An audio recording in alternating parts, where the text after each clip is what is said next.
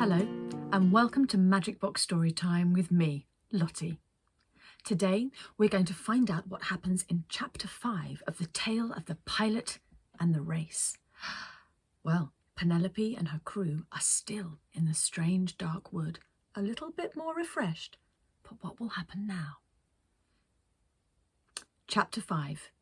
Good news and bad news. With a new spring in their step, Penelope, Jodie and the rest of the crew thanked their woodland friends heartily, and the creatures disappeared as suddenly as they'd come. "Right," said Penelope, "that was spiffing, but we must crack on." So off they cracked, and they felt so full of beans they more or less skipped along the woodland path. They chatted, admired all the pretty nature around them, and really made up for lost time. After about an hour, though, Penelope began to slow down. "Strange," she muttered, and walked a few careful steps further. Then she said, "Oh!" And then she said, "Oh no!" Her crew were a clever bunch, and they were fairly sure that when someone says "strange," "oh," and "oh no," it means something not good has happened. "What's the matter?" asked Jodie. Penelope waved her arms around. "Well," she said, I was just wondering what all this was, all this stuff all around us." The crew began to see what she meant. There was a kind of mist in the air. It had come on so gradually that at first they hadn't noticed it. Now, though, they could barely see their hands in front of their faces. "Dearie me," said Penelope, "what on earth?" "Oh, hang on, everyone. Hang on." She started nodding, like a bobblehead. "I reckon I know what this is. Gather round, crew." They all gathered, and Penelope told them she had good news and bad news. "The good news is," she said, "I finally worked out where we are. We're in Flippity-Foggity Wood, so the run-around rainbow should just be on the other side." "Oh," said the one with the cold.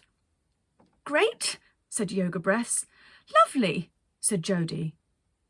"But that means," said Toilet Situation. "Quite," said Penelope.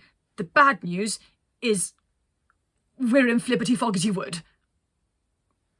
"Wasn't that the good news?" said Yoga Breaths. "Wait for it," said Toilet Situation. "We're in Flippity-Foggity Wood," repeated Penelope, "and this is Flippity-Fog." "Oh, I see," said Yoga Breaths. "Flippity-Foggity Wood is the good news and the bad news." "Exactly," said Toilet Situation. "I feel cheated," said Yoga Breaths. "Sorry, crew," said Penelope. "I just wanted to break it to you gently. But now we all know, so the big question is, how on earth do we get out of this?" Suggestions poured in from the whole group. Someone in blue trainers said, "Just keep going." Someone else said, "Why not have a nap and sleep on it?" A third person said, "Rockets!" And a fourth person told the Rockets one to keep quiet unless they had something unstupid to say. The one with the cold said, "What about tunnelling underground?" Toilet Situation simply rolled his eyes. And Yoga Breath said, "Couldn't we just let the force be with us and kind of feel our way out?" Penelope stared at them. and tried not to cry. Jodie noticed and stroked her hand gently. "It's okay," she said. "They're only trying to help." Penelope took a deep breath, produced a dazzling grin from nowhere, and clapped her hands. "Crew," she said, "they are all excellent ideas, and I thank you for them. But what we really need, I think, is a torch. The one thing I didn't pack in my flight case. I'm such a bally fool." They all said no, she wasn't a fool at all. And Penelope sighed. We'll just have to soldier on and see if we get anywhere," she said. Everyone smiled and said, "Great idea," apart from the one in blue trainers, who smiled a bit because that's what he'd suggested in the first place. They stumbled through the thick, flibberty fog. They bumped into trees, crashed into rocks and collided with each other. They had bruised knees, scratched arms, and hair that looked like it had been pulled through a hedge backwards. Just when they were thinking they couldn't take any more pain or lostness, Penelope stopped suddenly. She said, "What's that over there?" "Something's glowing under that log." She went over and crouched down, and when she stood up and turned round to face them all, she was holding what looked like a glimmering stick. "How lucky are we, crew?" she cried. But her crew didn't know, because right there and then, with bruised bodies and messy hair, they weren't feeling that lucky at all. "What is it?" said Jodie. "It's a unicorn horn." Penelope beckoned them over to have a closer look. "Unicorns shed their horns every now and then," she explained, "and new ones grow in their place. The old horns that fall off begin to glow as soon as they react with the forest floor.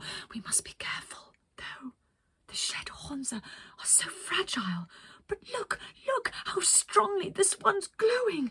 It'll definitely light our way."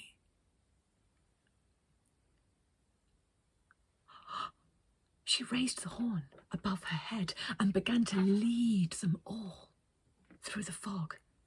The unicorn horn gave out so much light that they could see what was ahead of them now, and no one bumped into any more trees or rocks. Finally, they reached the other side of Flibberty Foggerty Wood and stepped out into a sunny meadow. Penelope carefully placed the horn under a large cluster of toadstools in case anyone else needed it later. "Oh," she said, "what a relief to be out of that fog." She told the crew there wasn't a moment to lose. "Time to find that rainbow," she cried, and they all leapt into looking for rainbow action without another word. The unicorn horn had glowed so beautifully, you see, that they'd soaked up a little bit of its magic, and they didn't even need a sit-down or a toilet break. And that is the end of chapter 5. Wow, they made it through the Flibberty Foggerty Wood and all it had to offer. But will they find the runaround rainbow? We'll have to wait until chapter 6, the final chapter. I hope you can join me. But thank you for taking the time to listen to Magic Book Storytime with me, Lottie. Take care for now. Bye!